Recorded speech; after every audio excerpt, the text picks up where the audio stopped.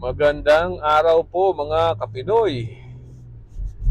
Umaga po ngayon, alas 7 ng umaga at ako'y papasok ng opisina o ng trabaho.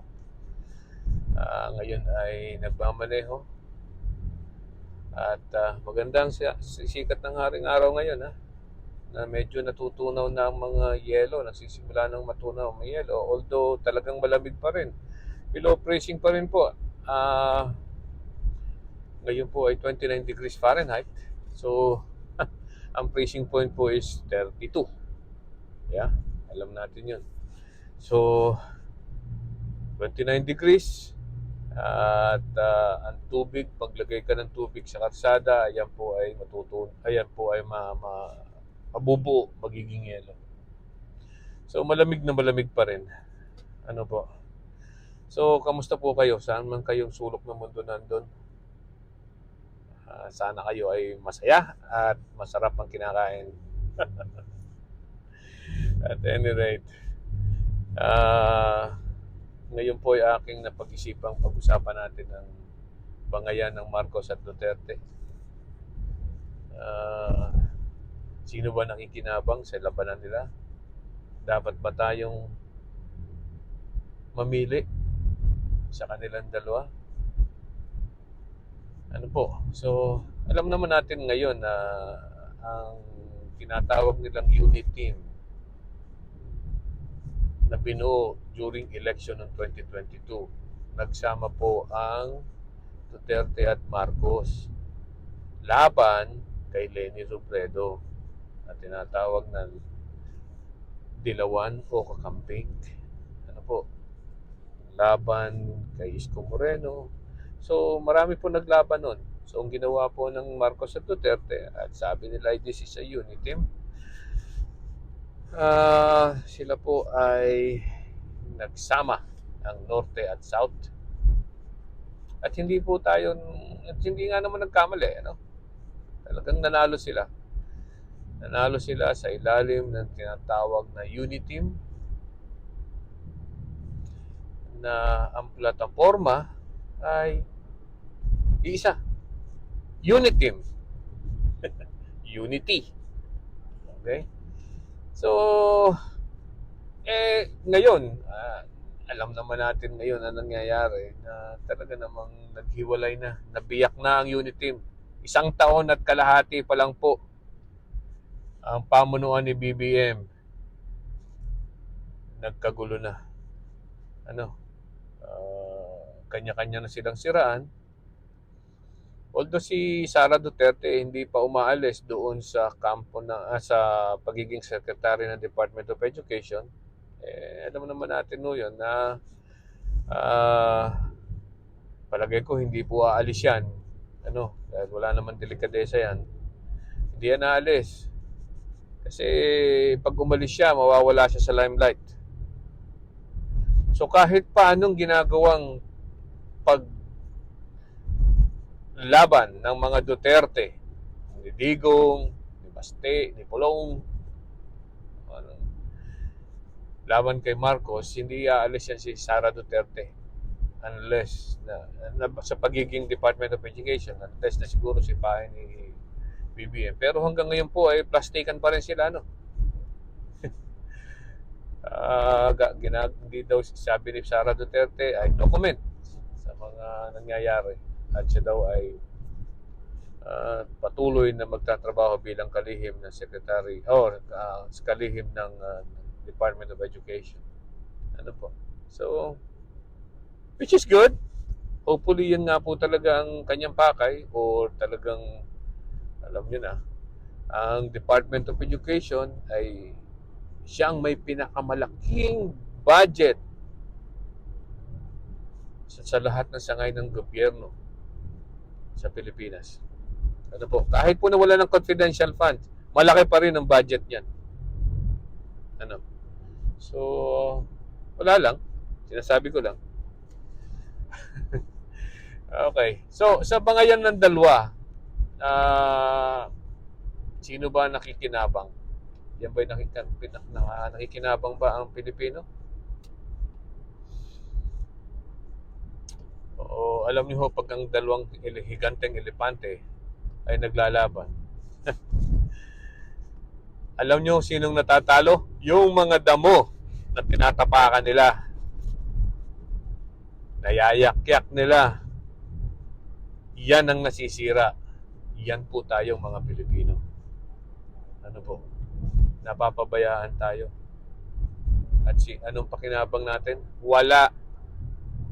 Hindi naman gumaganda ang ekonomiya natin. Hindi naman bumababa ang presyo ng bigas.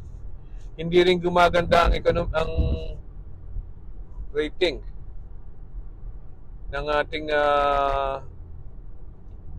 edukasyon sa Pilipinas. Ewan ko. Mayroon ba kayo napansin na gumaganda sa Pilipinas? Wala rin.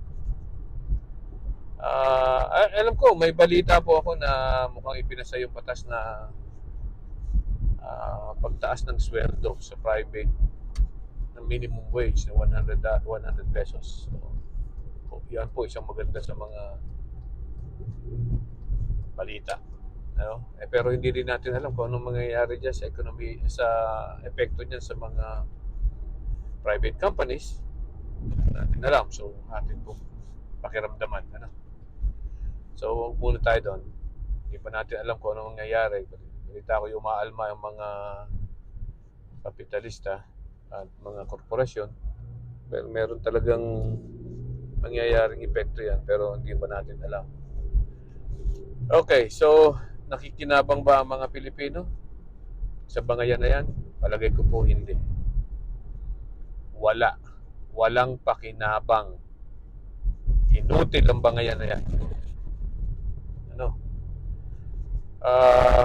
Ngayon, tama ba na tayo ay kailangan ba nating mamili sa dalawa? Kailangan ba nating mamili sa dalawang nag-aampugang bato? Na walang ginagawa po, hindi sirain lang naman ang ating buhay at ang ekonomiya ng bansa. Sa palagay ko po, hindi natin kailangan yun na mamili. Ano po? And I might be wrong. Pero kahit sino po ang piliin nyo sa dalawa,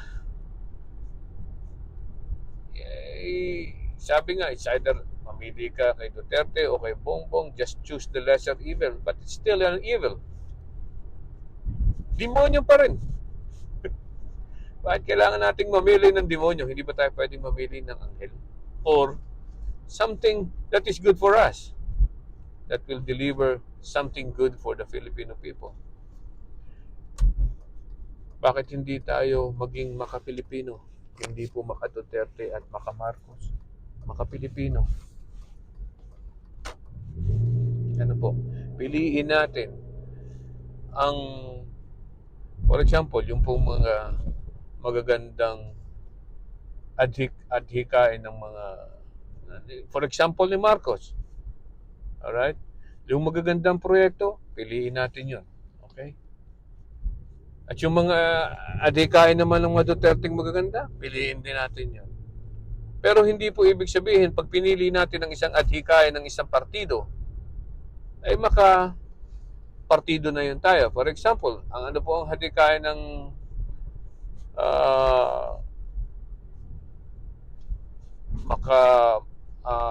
Duterte ngayon, sabi nila they are anti-chacha. Sabi nila, I don't think so. But sabi nila, anti-chacha sila. Okay, so anti-chacha tayo. Pero, which is karamihan sa tingin ko, ayaw naman talaga ng charter change. Alright? Ayaw baguhin ng konstitusyon. Which is, alam naman natin na ang gusto lang naman mga yan ay hindi lang economic provision. Once na buksan nyo po ang provision ng ang konstitusyon, ay bigyan nyo sila ng karapatan sa Constituent Assembly na bigyan na buksan ang konstitusyon. Definitely, kahit ano po, binibigyan na natin sila ng karapatan na baguhin ang lahat ng kung ano man gusto nilang baguhin. Alright? So yan po ay charter change. Ang sabi nila Duterte, against sila doon. So ako po against din talaga dyan. Ano po, sa ngayon. Pero hindi ibig sabihin na ako'y maka-Duterte. So, isa po yan. Maka-Pilipino po tayo dyan. Alright? Kung ano kay Bongbong Marcos naman, kung ano bang sinasabi nila ngayon, okay, tungkol sa ICC. ICC, lately ang sabi ni Bongbong Marcos ay hindi pa siya maliwanag sa ngayon kung talagang anong epekto sa jurisdiction ng ICC sa Pilipinas kung sakali pa papasukin.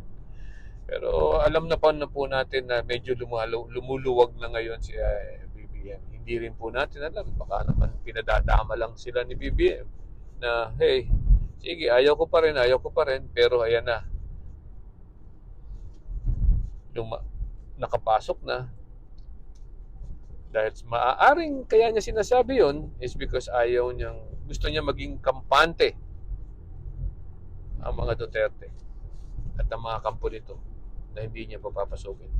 At bigla na lang pumapasok at haya na ang ICC at dadamputin na lang sila. Walang gulo. Correct? Maaaring yun po. So maaaring kung yun ang paputunguhan ng sitwasyon na yan, at papapasukin ng ICC ni Bongbong Marcos, ay maaari ako po ay makaganon. Gusto ko yun. So, pero hindi naman po ibig sabihin na ako ay makabongbong Marcos. The point is this: mamili tayo ng mga plataforma nila na gusto na maganda at maka-Pilipino. Yun lang po. So, hindi po tayo namimili na maka-Marcos at maka-Duterte. Tayo po ay maka-Pilipino. Ano po? Okay, so malapit na po ako dito sa aking trabaho. At magandang araw po ulit. Bye-bye.